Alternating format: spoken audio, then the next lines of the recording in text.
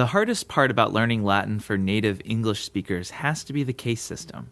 I'm talking about how Latin changes the endings of nouns based on how that noun is used in a sentence. So, a noun will look different when it's the subject or the object of the verb, or when it shows possession. This video will give a basic introduction to the 6 main cases for the Latin noun. So I said there were 6 main cases, but there's actually 5 big ones, then a slightly less important 6th, that's the vocative, and then a 7th, the locative, which I won't discuss here because it's not used for most nouns. So the big 5 first. Here they are, the nominative, genitive, dative, accusative, and ablative cases in standard American order. If you're struggling with remembering this order, it helps to see that it's actually reverse alphabetical. In Britain, the order is a little bit different. Nominative, vocative, accusative, genitive, dative, ablative. And this order reflects the fact that the nominative and vocative are often identical, that the accusative is pretty darn important, and that the dative and ablative are often the same. But here in America, we do it our own way, and so this American order will be how I'll introduce each case. First, it's helpful to see how the different declensions, the different groups of nouns, have different endings for each case. So here's the singular, and you can see how the nominative often ends in an S and the accusative case in an M.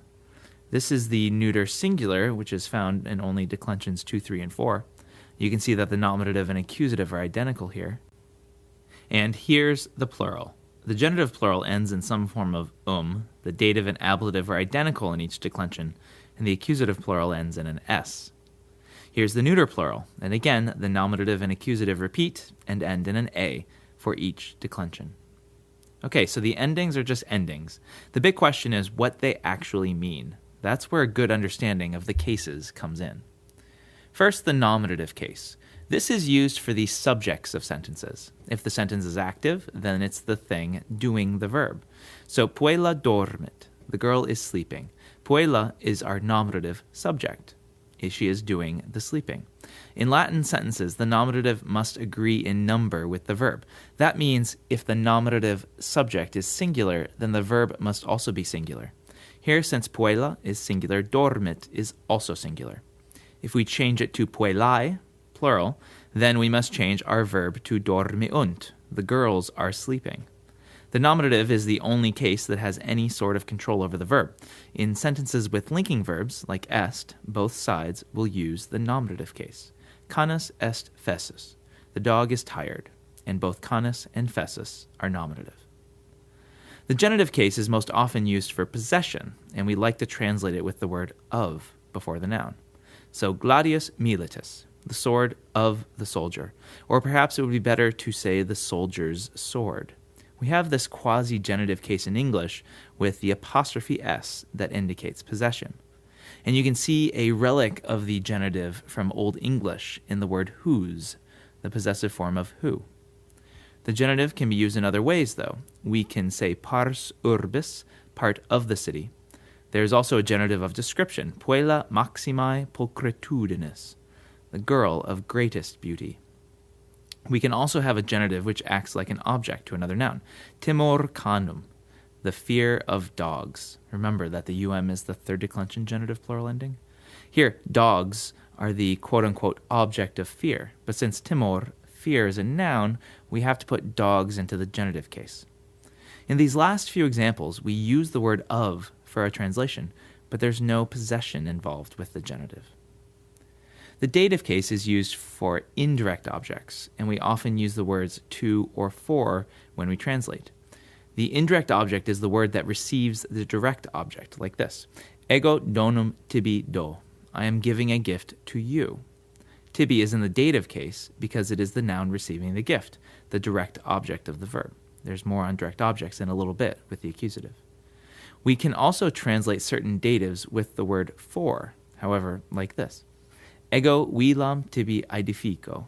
I am building a house for you. You can think of the dative tibi as still receiving the house, the direct object, but it's more like a reference. I'm building a house, and the person who's getting that house is you, and it's to your benefit that I'm building this house. The dative can also show possession, like the genitive. We often see this in constructions with to be. Mihi est equus. There is a horse for me, literally. but it's much better to say I have a horse. There's also the Latin phrase mihi nomen est, which I would translate as my name is. Here, mihi is showing a possession towards nomen, even though literally this phrase is there is a name for me. The accusative case is used primarily for direct objects. These are the words that receive the action of the verb. So in the sentence, puella puerum amat, the girl loves the boy, puerum is the direct object accusative. He receives the loving. You will also see the accusative case used with certain prepositions, like ad. So if you are going to the house, the word house would be in the accusative, ad vilam. Many of these prepositions deal with motion towards, like ad, or in plus the accusative means into. So in vilam is into the house. But not all prepositions that take the accusative show motion towards. Also, the accusative case is used to show duration of time. So the phrase tres horas would be for 3 hours, and quinque dies for 5 days. The ablative case is perhaps the most complex of all the cases.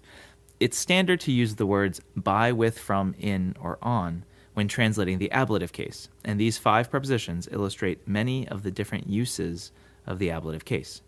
In short, the ablative case kind of turns the noun into an adverb. Now, let me put this another way. If we had a sentence like this, the gladiator was wounded, gladiator vulneratus est, we can ask, how was he wounded? Answer that with an adverb, violenter, violently. Or we could answer that how question with an ablative noun, by a sword, gladeo. It will take a long time to cover the different uses of the ablative, and that's why I like to remember just by, with, from, in, on, and pick the one that makes the most sense in the sentence, and you're probably right.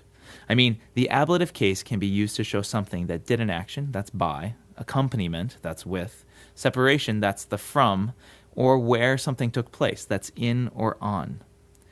It's best to remember that the ablative case often will answer the question, how? You can also use the ablative case to show a time when something occurred. That's like quarta hora, at the 4th hour. And finally, the ablative, like the accusative, is used with certain prepositions.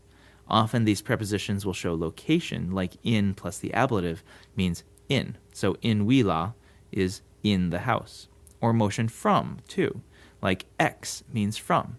Ex arca, from the citadel. Those are the big 5.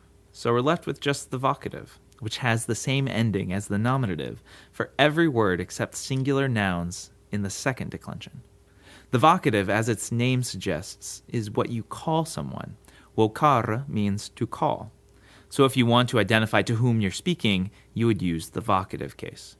Marque, quid novi? Marcus, what's up?